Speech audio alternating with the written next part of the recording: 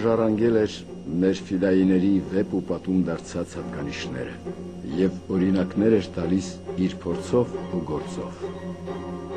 Հետո պիտի պարզվեր, որ զոհված ընկերոջ Բերթաձորի Ստյոպին նվիրված մահախոսականի այս տողերը պիտի բնութագրեին նաև իր ու իր տեսակի այն բյուր նահատակներին, որոնք իրենց հեգ ուսերին անասելի փորձառություններով ու զրկանքներով կրեցին այն ոգեղենն ու վսեմը, որը հայրենիք է կոչվում ու Հայաստան։ Այդպես էլ մի վերջին զրույցի չնստեցինք, ընկեր, ժամանակ չկար, ժամանակ չգտար։ Երկար էր քո նախընտրած ուղին ու 26 գարուններիդ մեջ պիտի տեղավորեիր ամենակարևորը։ Եվ միայն հետո քո ամփոփ կյանքի ողջ մանրամասները պիտի ներկայանան նոր լույսի տակ այն ջանքով, ինչպես քո բնույթին հատուկ հերոսական մակարոնները ջանում էիր թաքցնել, մեկնելով թե զբաղված ես պարզ սովորական գործերով։ Վարդան Բախշյան, նախանձախնդիր հայ այր, նախ մտավորական, խոստումնալից ապագայով, պատմագետ, նաև բանասեր ու մանկավարժ, ոսմանագետ, արևելյան լեզուների, հատկապես պարսկերենի ու արաբերենի մասնագետ, համալսարանական ասպիրանտ։ Դոկտորական ավարտաճառը պատրաստ էր, բայց մեկնեց Արցախ։ Զինվոր, ազատաբեր զինվոր, Սևքարեցի Սաքոյի, Արցախցի մենակի զինակից աղբերը, Առյուծ ավագի նորորյա պատկերը, Դրոյի ու Ռուբենի սոսկական հետևորդը, հավատապաշտը, հայրենապաշտը, Զանգեզուրցի շանթասիրտ ֆիդային, որ հայրենիքը կրում էր իր կրծքի տակ որպես տնքացող մկան, որպես առնացոր մի վերք, որ ինքն է բուժելու, հանդուգն ու քաչ մի լեռնական, որ գնդակին ու բեկորին կանխավ տվել էր իր համաձայնությունը,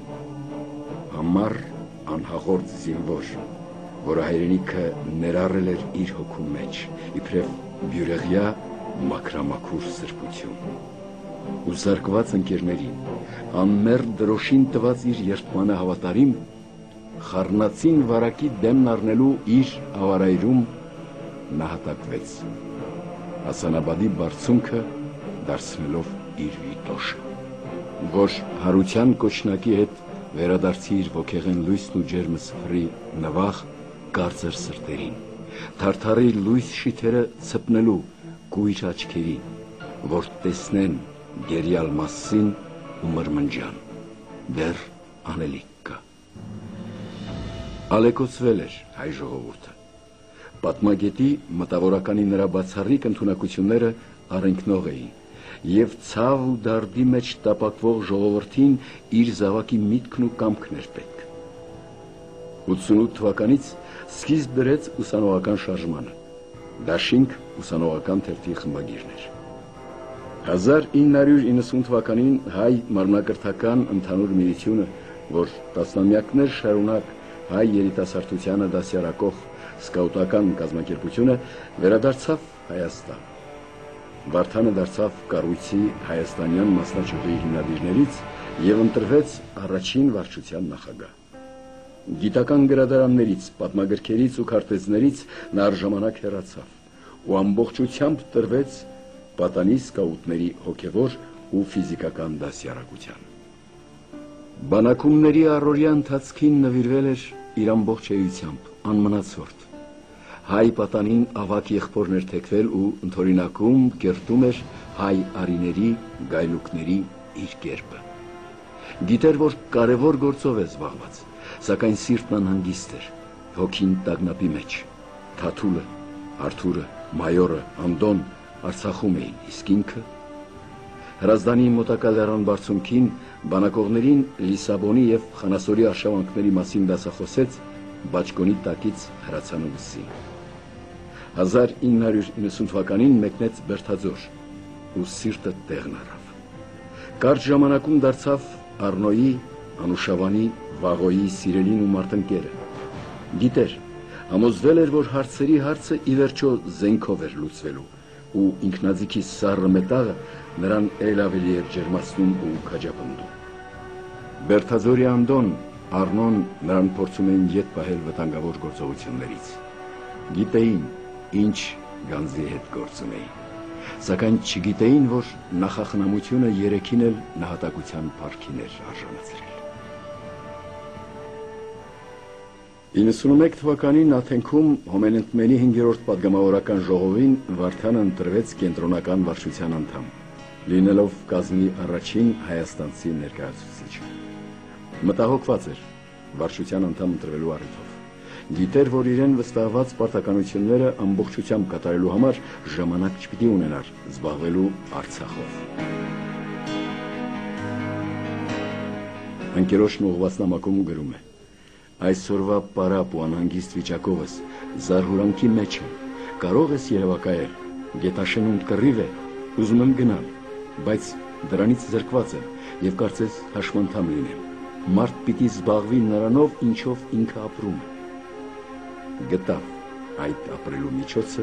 ու հասավ Խաչիկի պաշտպանական դիրքերը։ Պիտի իր զարկը միացներ տողի տղերքին։ Մի զարկ էլ համալրվեց Արցախ աշխարհում։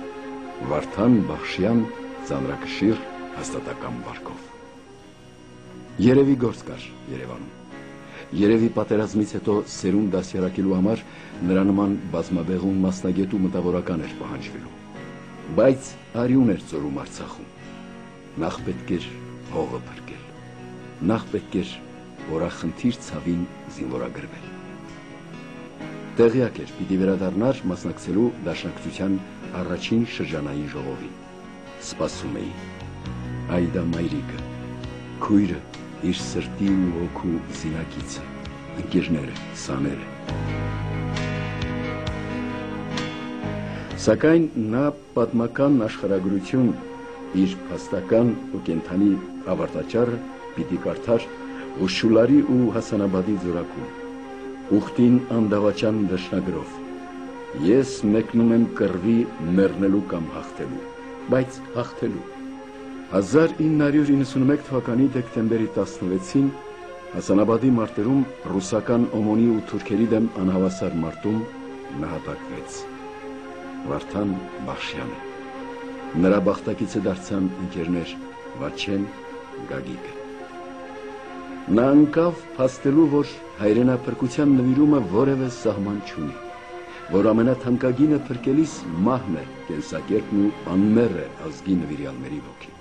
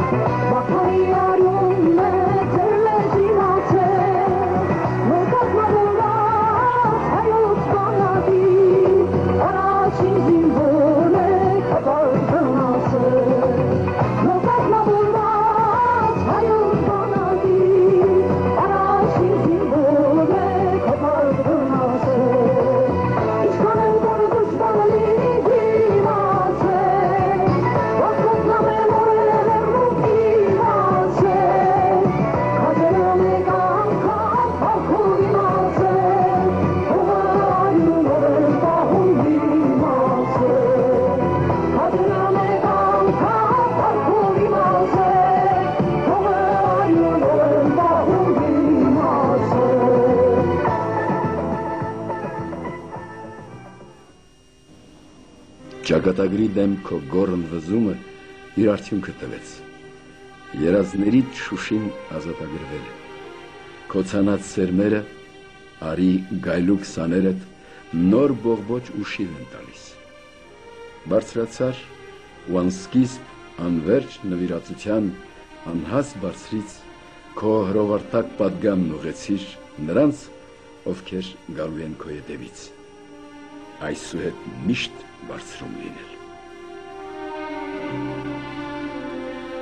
Չկայացած մեր զրույցի կայացած սկիզբն այս է, ընկեր, սին են մխիթարանքի պաճուճանքները, վարքդ կատար, փառքդ անմար։